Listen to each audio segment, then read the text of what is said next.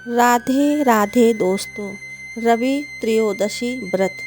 आयु वृद्धि आयोगता या चाहो संतान, शिव पूजन विधिवत करो, दुख हरे भगवान। आयु वृद्धि स्वास्थ्य लाभ हेतु रवि त्रयोदशी का व्रत करें।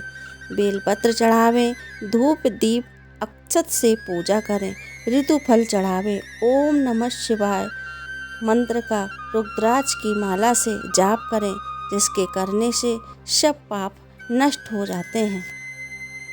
एक गांव में अति दीन ब्राह्मण निवास करता था। उसकी साध्वी स्त्री प्रदोष व्रत किया करती थी। उसके घर एक ही पुत्र रत्न था। एक दिन की बात है कि वह पुत्र गंगा स्नान करने के लिए गया।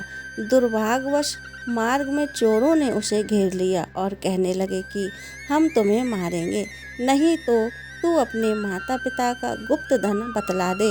बालक दीन भाव से कहने लगा कि हे बंधुओं, हम अत्यंत दुखी दीन हैं, हमारे पास धन कहाँ है।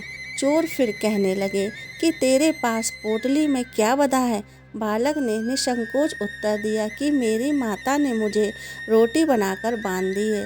दूसरा चोर बोला कि भाई, यह तो अति दीन दुखी हृदय है, इसे छोड़िए। बालक इतनी बात सुनकर वहां से प्रस्थान करने लगा। एक नगर में पहुंचा। नगर के पास एक बरगद का पेड़ था। बालक वहां बैठ गया और थककर वृक्ष की छाया में सो गया। उस नगर के सिपाही चोरों की खोज कर रहे थे कि खोज करते करते उस बालक के पास आ गए। सिपाही बालक को भी चोर समझकर राजा के समीप ले गए। राजा ने उसे कारागार की आज्ञा दे दी। उधर बालक की माँ भगवान शंकर जी का प्रदोष व्रत कर रही थी।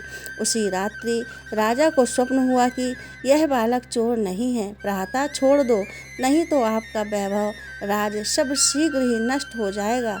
रात्रि समाप्त होने पर राजा ने उस बालक से सारा वृत्तांत पूछा।